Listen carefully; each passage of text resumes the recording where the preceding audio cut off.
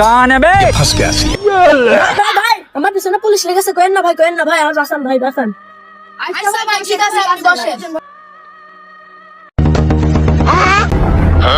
তোমাদের এখানে কি একজন লোক দৌড়েছে এই দিন? না স্যার সত্যি জি স্যার একজন আসামি পলাই গেছে। আচ্ছা তাহলে তোমরা থাকো।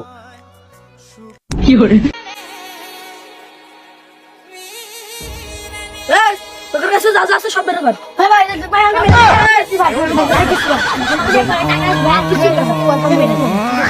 এই কাটারে আছে তোর কাছে।